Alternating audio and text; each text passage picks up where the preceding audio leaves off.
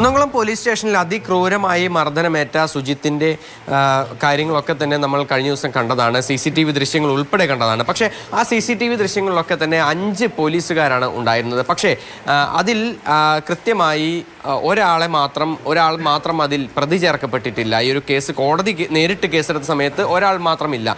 ഡ്രൈവറായിരുന്ന സുഹൈറാണ് അന്ന് ആ മർദ്ദനത്തിന് ഈ കൂടെ ഉണ്ടായിരുന്ന മറ്റൊരു പോലീസുകാരൻ. അയാൾ ഇപ്പോൾ പോലീസ് സേനയിലില്ല, റവന്യൂ വകുപ്പിലാണ് ഉള്ളത്. വണ്ടി സ്റ്റോപ്പ് ചെയ്തിട്ട് ഡ്രൈവറും അതുപോലെ ഷുഹൈറും അത് SI കൂടിയിട്ടാണ് എന്നെ തല്ലിയിട്ടാണ് ഷർട്ടൊക്കെ വലിച്ച് കീറി കൈ പിന്നിരിക്കും കെട്ടിയിട്ട് ടൈറ്റാക്കിയിട്ടാണ് ശരിക്കും ജീപ്പിലേക്ക് കയറ്റിയിട്ടുള്ളത്.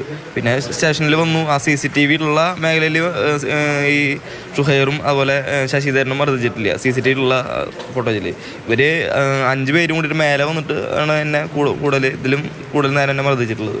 ആ സമയത്ത് ഈ ശശിധരൻ ഷുഹൈർ ഉൾപ്പെടെ എല്ലാവരും കൂടിയിട്ട് 5 പേരും ചേർന്നിട്ടാണ് എന്നെ മർദ്ദിച്ചിട്ടുള്ളത്.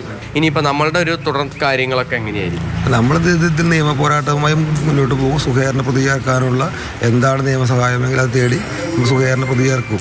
കുന്നംകുളം സ്റ്റേഷൻ്റെ പുറത്തുള്ള പഴയ CIO ഓഫീസ് ഇതിനേക്കാൾ ക്രൂരമായി മർദ്ദിക്കുന്ന പിടിമുറിയുള്ള സ്ഥലമാണ്.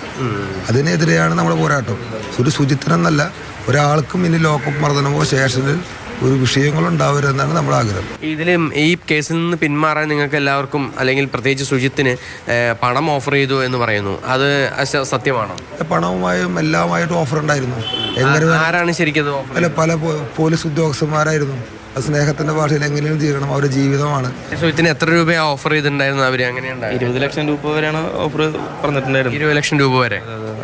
നമ്മുടെ ഡിമാൻഡ് എങ്ങനെയാണെന്ന് വെച്ചാൽ അവർ അംഗീകരിക്കാൻ തയ്യാറായിരുന്നു. എത്ര ചോദിച്ചാലും തരാൻ തയ്യാറായിരുന്നു.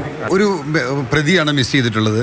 ആ മിസ് ചെയ്തിട്ടുള്ള പ്രതിക്ക് വേണ്ടി അടുത്ത ദിവസം തന്നെ സ്വകാര്യ അന്യായം ഫയൽ ചെയ്യാണ് for adding of that particular person also.